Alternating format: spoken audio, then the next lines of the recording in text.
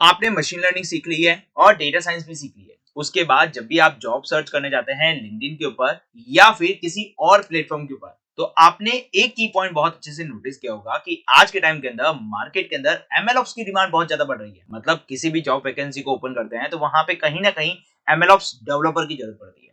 आखिर ये एमएलओप्स है क्या और ये डेटा साइंस से कैसे डिफरेंस है? इसके साथ साथ यदि हमने डेटा साइंस सीख रखी है तो हम एमएलओप्स को कब तक सीख सकते हैं? और यदि हम बिगिनर स्टेज के अंदर हैं और एमएलओप्स को सीखना चाहते हैं तो 6 मंथ्स का क्या रोड मैप रहना चाहिए जिसके थ्रू आप एमएलओप्स को कवर अप कर पाएंगे। तो आज के इस वीडियो के जरिए मैं आपको एमएलओप्स का एक रोड मैप बताने वाला हूं जिसके जरिए आप 6 मंथ्स के अंदर एमएलओप्स को सीख सकते हैं और एक बेस्ट एमएलओप्स डेवलपर बन सकते हैं। आज के इस वीडियो के जरिए एमएलओप्स से रिलेटेड जितने भी क्वेश्चंस हैं उन सबके आंसर्स आपको मिलने वाले हैं। यदि आप भी machine learning, data science and data analysis जैसी चीजों को सीखना चाहते हैं तो इसके लिए WS Cryptech के ऑनलाइन एंड ऑफलाइन बड़े बैच के अंदर ज्वाइन करके आप अपने स्किल को इंप्रूव कर सकते हैं। दिए गए कॉन्टैक्ट नंबर पे कॉल करके आप अपनी 2 डेमो फ्री क्लासेस गेट कर सकते हैं। Hey everyone, once again welcome to WS Cryptech, myself Gaurav। और आज की इस वीडियो के जरिए हम बात करेंगे एमएलओप्स के बारे में और एमएलओप्स के रोड मैप के बारे में। तो सबसे पहले हम ये जान लेते हैं कि एमएलओप्स का पूरा नाम है क्या, मतलब एमएलओप्स है क्या। तो बेसिकली ये है मशीन लर्निंग ऑपरेशंस। अब ये मशीन लर्निंग ऑपरेशंस क्या होता है गाइस यहाँ पर? तो बेसिकली जो भी हम मशीन लर्निंग यूज कर रहे हैं यहाँ पर, जो भी हमने मशीन लर्निंग मॉडल्स बनाए यहाँ पर, उनके ऊपर ऑपरेशन परफॉर्म करना। अब ऑपरेशन परफॉर्म करने का मतलब क्या होता है गाइस यहाँ पर? तो जो भी आप मशीन लर्निंग मॉडल बना रहे हैं उस मशीन लर्निंग मॉडल को एंड टू एंड तक आपको रिपोर्ट करना, उसके मेंटेनेंस को करना, that is called off machine learning operation. तो आज हम इसी के बारे में डिस्कस करने वाले हैं।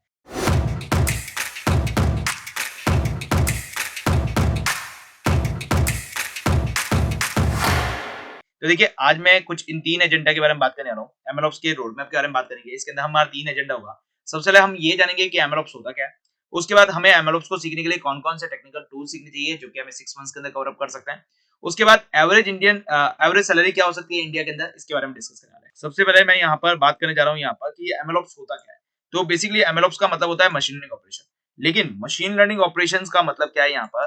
तो basically guys, machine learning operation का सिंपल सा मतलब ये है कि मशीन लर्निंग का जो आप मॉडल बनाने जा रहे हैं उसका एंड टू एंड आपके पास क्या होना चाहिए, आपका ऑपरेशन परफॉर्म होना चाहिए। अब एंड टू एंड परफॉर्मेंस का मतलब क्या है गाइस यहाँ पर?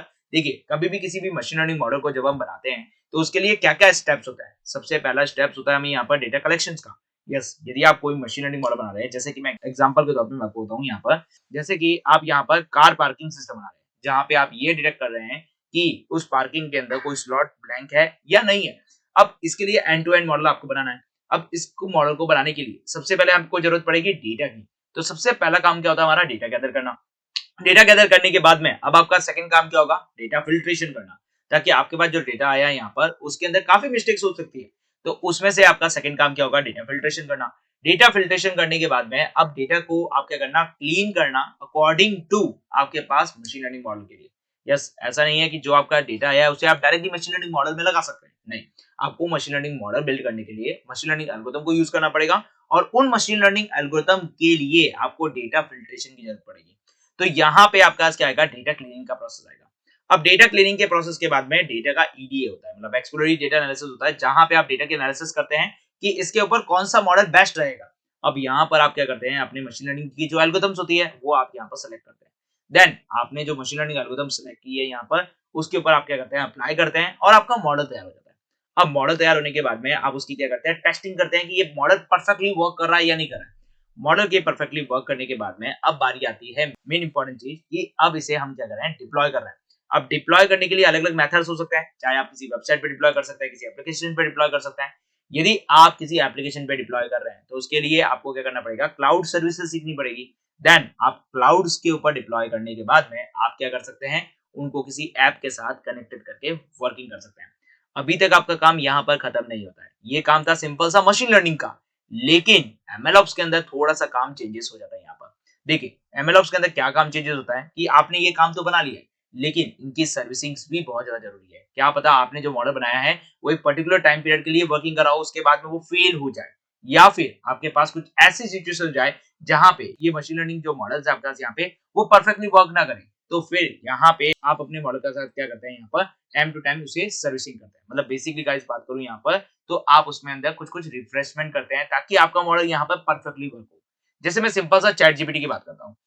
जब आपने चैट जीपीटी को स्टार्ट किया था, तो चैट जीपीटी के पास जो नॉलेज थी वो कहाँ तक की थी, 2021 की थी। लेकिन जब आप यहाँ पर आज चैट जीपीटी को चलाते हैं, तो आज चैट जीपीटी के पास जो नॉलेज है वो 2023 की है।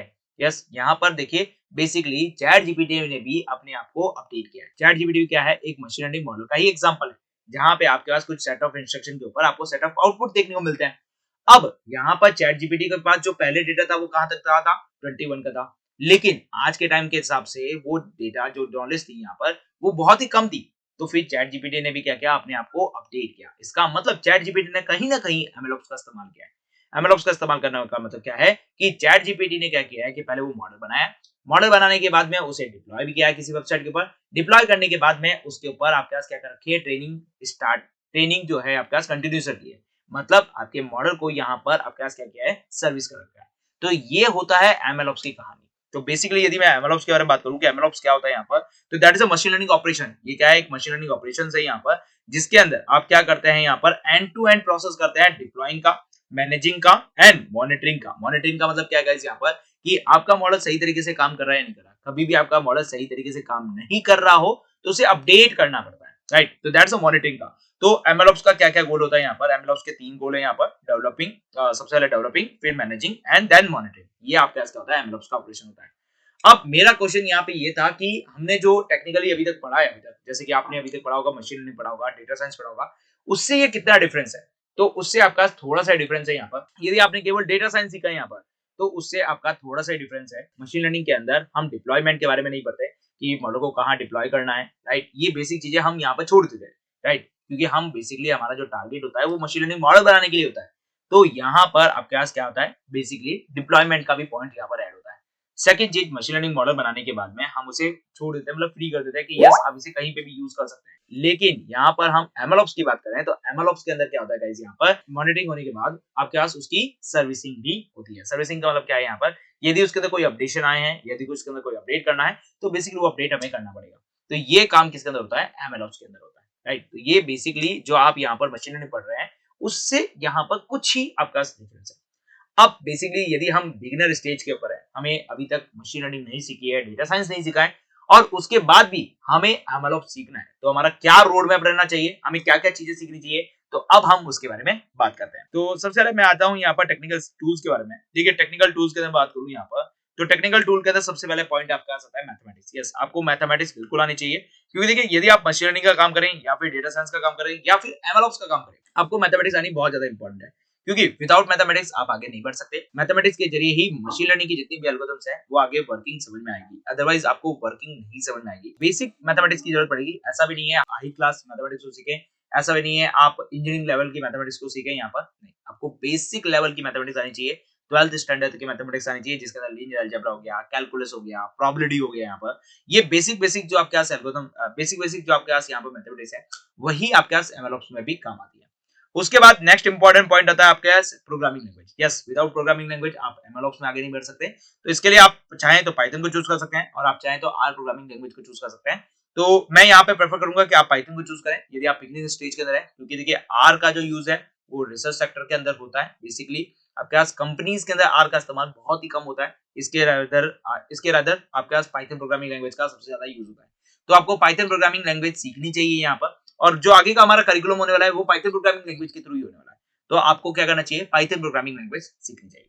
देन उसके बाद में आपका नेक्स्ट आता है यहाँ पर डेटा क्लीनिंग का। देखिए जब आप यहाँ पर डेटा गैदर कर रहे होंगे, तो डेटा के अंदर आपके पास क्या होगा, अनवांटेड फीचर्स आपको देखने मिलेंगे। डेटा के अंदर अनवांटेड आपका मिसिंग वैल्यू मिलेगी आपको। यहाँ पर डेटा के अंदर अनवांटेड डेटा भी आपको देखने को मिलेगा।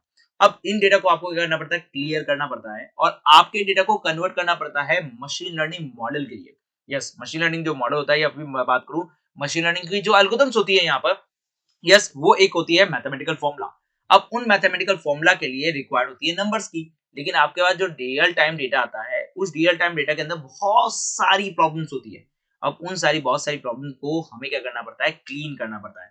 इसके लिए आपको सीखना पड़ता है डेटा क्लीनिंग। अब डेटा क्लीनिंग के अंदर आपको क्या क्या आना चाहिए, तो आपको नंपाई आना चाहिए, पांडास आना चाहिए, साइकिल की कुछ मॉड्यूल्स है यहाँ पर, सर्किट साइकिल के आपके पास मेथड्स हैं जिनके थ्रू भी डेटा क्लीनिंग होती है। तो ये कुछ मेथड्स हैं जिनके थ्रू आप क्या कर सकते हैं, डेटा क्लीनिंग कर सकते हैं। और डेटा क्लीनिंग करके क्या कर सकते हैं, आप मशीन लर्निंग के लिए उसे रेडी कर सकते हैं। उसके बाद आपको आना चाहिए एक्सप्लोरी डेटा एनालिसिस या फिर बात करूं डेटा विजुअलाइजेशन, जिसके थ्रू आप ये पता करते हैं कि आपका डेटा का ट्रेंड्स कैसा है, मतलब आपका डेटा का नेचर कैसा है। अब नेचर के अकॉर्डिंग कौन सा मशीन लर्निंग एल्गोरिथम आपको अप्लाई करनी है, ये भी आपको आइडिया होगा। सेकंड चीज, आपको ये भी आइडिया होगा कि कौन से डेटा को रखना है और कौन से डेटा को नहीं रखना है, मतलब आप यहाँ पर फीचर सिलेक्शन भी करते हैं। इवन दैट आपका डेटा का ट्रेंड्स कैसा है, आपका डेटा बहुत ही ज्यादा एक्सपेंड है, इन सब चीजों के बारे में भी आपको पता लगता है। तो बेसिकली एक्सप्लोरी डेटा एनालिसिस आपके पास क्या करता है, डेटा की एनालिसिस करता है, मतलब डेटा किस तरह का है यहाँ पर। इसके लिए आप मैटप्लोलिब, सीबॉन, प्लॉटी इनको सीख सकते हैं। इनके जरिए आप क्या कर देंगे, डेटा का विजुअलाइजेशन लेंगे, मतलब डेटा की एनालिसिस करेंगे कि डेटा का नेचर किस तरह से दिखाई दे रहा है। तो बेसिकली आपको ईडीए आपको सीखना पड़ेगा। देन फिर आ जाते हैं हम यहाँ पर मशीन लर्निंग एल्गोरिथम्स के ऊपर, जहां पे आप क्या सीखेंगे, मशीन लर्निंग के एल्गोरिथम सीखेंगे, जिसके अंदर आपका supervised, unsupervised, reinforcement machine learning, इनको आप सीखकर अपना मॉडल प्रिपेयर करेंगे। अब देखिए, आपको थोड़ी बहुत जरूरत पड़ेगी डीप लर्निंग की भी, तो आपको थोड़ी सी डीप लर्निंग भी आनी चाहिए यहाँ पर, क्योंकि जब आप बिग डेटा के ऊपर काम करेंगे तब मशीन लर्निंग एल्गोरिथम्स आपके पास परफेक्टली वर्क नहीं कर पाएगी, तो वहां पे डीप लर्निंग आपका साथ देगी। तो इसलिए आपको डीप लर्निंग सीखनी चाहिए। एएनएन, सीएनएन और आरएनएन के जो आपके न्यूरल नेटवर्क्स हैं, आप उन्हें सीख सकते हैं। इतना ही सफिशिएंट रहता है आपके पास यहाँ पर एमएलओप्स के लिए। बेसिकली एमएलओप्स के अंदर मशीन लर्निंग का सबसे ज्यादा यूज केस होता है, तो आपको मशीन लर्निंग के ऊपर सबसे ज्यादा फोकस करनी चाहिए। लेकिन आज के टाइम के अंदर आपका डीप लर्निंग के अंदर भी काम होता है, तो इसके लिए आपको डीप लर्निंग भी सीखनी चाहिए, जिसके थ्रू आप अपना मॉडल तैयार करेंगे। अब आ जाते हैं यहाँ पर एनएलपी के ऊपर। दैट्स एनएलपी क्यों सीखनी चाहिए? देखिए, आपने चैट जीपीटी जैसे मॉडल्स देखे हैं। अब चैट जीपीटी के मॉडल जो है यहाँ, वो किसके ऊपर काम करते हैं, वो टेक्स्ट के ऊपर काम करते हैं। अब आपको यदि टेक्स्ट के साथ डील करनी है, मतलब टेक्स्ट के साथ आपको वर्किंग करनी है, अब टेक्स्ट के साथ वर्किंग करनी है, तो टेक्स्ट के अंदर भी तो आपके पास यहाँ पर बहुत सारी प्रॉब्लम्स आ सकती है। टेक्स्ट के अंदर भी तो आपके पास अनवांटेड चीजें आ सकती है, जैसे कि मैं बात करूं यहाँ पर कि माय नेम इज गौरव। अब इसमें इंपॉर्टेंट चीज क्या है? इंपॉर्टेंट चीज है नेम, और गौरव ये इंपॉर्टेंट है। बाकी माय और इज ये इंपॉर्टेंट चीज नहीं है यहाँ पर, ठीक है। दैट्स अनवांटेड, ये आगे चलते हुए आपके लिए अनवांटेड चीजें बन जाएगी यहाँ पर, तो इनको भी हमें क्या करना पड़ता है, रिमूव करना पड़ता है। तो बेसिक थिंग्स में यहाँ पे बात करूं यहाँ पर कि जब भी आप क्या टेक्स्ट के ऊपर काम करते हैं, तो टेक्स्ट के अंदर भी अनवांटेड चीजें आपको देखने को मिलती है। अब उन अनवांटेड चीजों को हटाने के लिए आपको जरूरत पड़ती है एनएलपी की, जहां पे आप क्या करते हो कि आप अपने जो टेक्स्ट है यहाँ पर, उन टेक्स्ट को क्लीन करते हो। तो बेसिकली यहाँ पर आपको किसकी जरूरत पड़ती है, एनएलपी की जरूरत पड़ती है। तो आपको एनएलपी सीखना चाहिए। देन आता है आपका कंप्यूटर विजन। अब देखिए, कंप्यूटर विजन सीखने का पीछे बहुत बड़ा रीजन है यहाँ पर, क्योंकि देखिए आज के टाइम के अंदर आपका पता होगा कि काफी ऐसे सिस्टम है जो कि इमेजेस के ऊपर वर्क करना स्टार्ट कर चुके हैं। जैसे कि मैं सिंपल सा एक टेक्स्ट लिखूं और टेक्स्ट से आपके पास क्या हो रही है, इमेज जनरेट हो रही है। या फिर आपने देखा होगा कि आप कोई पिक्चर क्लिक करते हैं और उसके अंदर फेस रिकॉग्नाइज हो जाता है यहाँ पर। या फिर आप किसी प्रोडक्ट के आगे अपना कैमरा लेके जाते हैं, तो उस प्रोडक्ट का क्या नाम है वो भी आपको लिखा दिख जाता है यहाँ पर। तो बेसिकली यहाँ पर आपके पास किसके ऊपर वर्क हो रही है, आपकी इमेजेस के ऊपर वर्क हो रही है।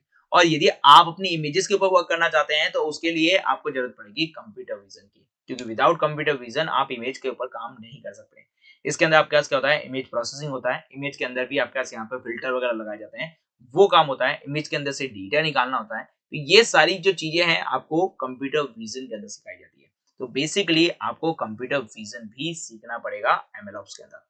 चलिए, अब बात करते हैं नेक्स्ट के ऊपर, जिसके अंदर आता है वर्जन कंट्रोल और मॉडल वेरिएशन। क्या चीजें यहाँ पर? तो बेसिकली अब यहाँ पर आप क्या करते हैं कि आपका जो भी मॉडल बना है, उस मॉडल को आप क्या करते हैं, डिप्लॉय करते हैं। मतलब मैं बेसिकली गाइस बात करूं यहाँ पर कि अब आप यहाँ पे क्या करते हैं, आप अपने मॉडल को गिटहब के ऊपर प्लेस करते हैं। मतलब आप क्या करते हैं, गिटहब के रिपॉजिटरीज बनाते हैं, यस, गिटलैब का यूज करते हैं, जिसके थ्रू आप क्या करते हैं, अपने मॉडल को होल्ड करके रखते हैं। मतलब आप यहाँ पर प्लेस करके रखते हैं, राइट। तो यहाँ पे मॉडल को प्लेस करने के लिए, आप यहाँ पर वर्जन कंट्रोल करने के लिए आप यहाँ पर गिटहब का इस्तेमाल कर सकते हैं, और इसकी वर्जन को मॉनिटरिंग करने के लिए आप यहाँ पे क्या कर सकते हैं, मॉडल को ट्रैक कर सकते हैं, जिसके थ्रू एमएल फ्लो का यूज कर सकते हैं, डीवीसी का यूज कर सकते हैं, राइट, नेपटॉन का यूज कर सकते हैं। ये क्या करते हैं, आपके पास यहाँ पर आपके मॉडल की ट्रैकिंग करते हैं। ट्रैकिंग करने का मतलब सिंपल से मैं गाइस बात करूं यहाँ पर, तो आपने अपना मॉडल क्या किया, प्लेस करना है। अब आपने मॉडल बना लिया, ये आपने अपने लोकल सिस्टम के अंदर बनाया, आपने अपनी लोकल पाइथन की फाइल के अंदर बनाया। लेकिन ये पाइथन की फाइल आपको क्या करनी पड़ती है, ट्रांसफरिंग करनी पड़ती है। अब ट्रांसफरिंग करने के लिए आपको क्या करना पड़ता है, आपको जरूरत पड़ती है गिटहब की। यस, गिटहब का आप इस्तेमाल कर सकते हैं, जिसके थ्रू आप इसे एक जगह से दूसरी जगह ट्रांसफर कर सकते हैं। अब नेक्स्ट चीज आती है यहाँ पर मॉडल पैकेजिंग एंड सर्विसिंग। अब देखिए, मॉडल पैकेजिंग के अंदर क्या होता है गाइस यहाँ पर कि आपका जो मॉडल है, अब आपका जो मॉडल है वो 3-4 फाइल्स का यहाँ पर बना हुआ है। लेकिन जो 3-4 फाइल्स बनी हुई है, उसमें से केवल केवल एक ही फंक्शन आपका काम का है, राइट। जैसे कि मॉडल डॉट प्रेडिक्ट फंक्शन आपका काम का है, बाकी आपके बिल्कुल भी काम के नहीं है। तो अब आपको क्या करना पड़ता है कि आपको वो एक फाइल ही आपको सबको देनी है। अदरवाइज वो मॉडल ट्रेनिंग की है, डेटा क्लीनिंग की है, यहाँ पर डेटा फिल्ट्रेशन क्या है, ये इनकी जरूरत नहीं होती है। तो बेसिकली जो मेजर फाइल है वही आपको देनी होती है। तो उसके लिए आपको क्या करना पड़ता है, मॉडल की पैकेजिंग बनानी होती है। अब मॉडल की पैकेजिंग बनाने के लिए आप पिकल्स का इस्तेमाल कर सकते हैं या फिर जॉबलिप का इस्तेमाल कर सकते हैं। ये आपके पास क्या करता है, आपका पैकेज बना के दे देता है, जिसको आप एक जगह से दूसरी जगह पर ट्रांसफर कर सकते हैं। लेट्स सपोज आप एक डेवलपर को अपनी फाइल देना चाहते हैं, मतलब आप एक डेवलपर को अपना जो मॉडल है वो बनाया और जो देना चाहते हैं। तो ऐसा नहीं है कि आपने मॉडल के लिए 5 फाइलें तैयार की हैं, 5 पाइथन की फाइल बनाई है जिसके अंदर 5 अलग-अलग तरीके के काम हो रहे हैं। यस, ये आपको नहीं करना है। यस, आपका जो फाइनल जो वर्क है यहाँ पर, उनको क्या करना है, पिकल फाइल के अंदर डाल के देना है। अब यहाँ पर 5 अलग-अलग फाइल के अंदर 5 अलग-अलग काम किए होंगे डेफिनिटली। सबसे पहले डेटा गैदर किया होगा, उसके बाद आपने डेटा क्लीनिंग किया होगा, तीसरे में आपने डेटा एक्सप्लोरेशन किया होगा यहाँ पर, चौथे में आपने मॉडल बनाया होगा और पांचवें में उसकी ट्रेनिंग टेस्टिंग भी की होगी डेफिनेटली। अब यहाँ पे जो मेन इंपॉर्टेंट पॉइंट्स है वो किसका है, आपने जहां मॉडल बनाया वो उस वाली फाइल का इंपॉर्टेंस है, और उसमें भी किसी का किसका मतलब है यहाँ पर, वो एक जो फंक्शन जो आपका प्रेडिक्शन कर रहा होगा यहाँ पर, राइट, या फिर जो भी चीज आपको बना के दे रहा हो उसकी जरूरत है यहाँ पर। बाकी जितने भी फंक्शन है वो क्या है यहाँ पर, वेस्ट ऑफ यहाँ पर है, यस, वो काम के नहीं है यहाँ पर। तो बेसिकली आपको क्या करना पड़ता है, उसी की ही एक पिकल फाइल बना के देनी है आपके डेवलपर को। ऐसा नहीं है कि आप सारी की सारी फाइल्स यहाँ पर ले जाके डेवलपर को पहुंचा दें, नहीं, ऐसा नहीं है यहाँ पर।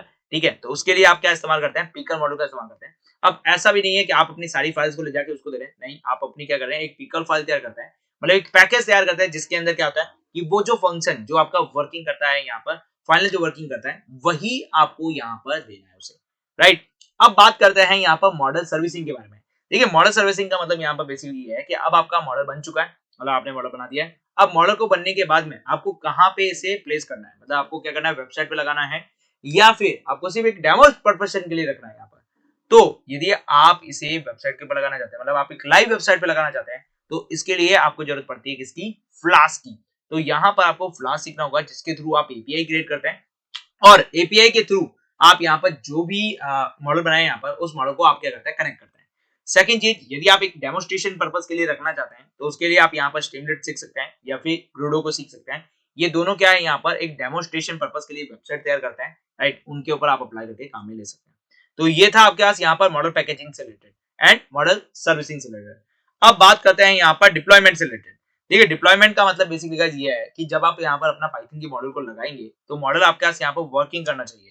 तो वर्किंग करने के लिए आपको डिप्लॉयमेंट करना पड़ता है, और डिप्लॉयमेंट के लिए आपको क्या करना पड़ता है, आप AWS सर्वर को सीख सकते हैं यहाँ पर, या फिर जीपीएस को सीख सकते हैं, आरजू को सीख सकते हैं यहाँ पर, या फिर हुरू को सीख सकते हैं, डॉकर को सीख सकते हैं। ये यहाँ पे क्या करते हैं, आपके मॉडल्स यहाँ पे क्या होता है, डिप्लॉय होते हैं, जिसके थ्रू आपकी जो वेबसाइट है वो इस मॉडल के ऊपर क्या करती है, रन करती है। मतलब आपकी वेबसाइट जब भी आपका ट्रिगर करेगी, तब आपका जो मॉडल आपने जो बनाया है यहाँ पर, जो पाइथन की फाइल बनाई है, उसको रन कराने के लिए फिर आपको डिप्लॉयमेंट की जरूरत पड़ेगी, राइट। क्योंकि देखिए, वेबसाइट जो है यहाँ पर वो क्लिक के ऊपर आपका काम करेगी पाइथन की फाइल।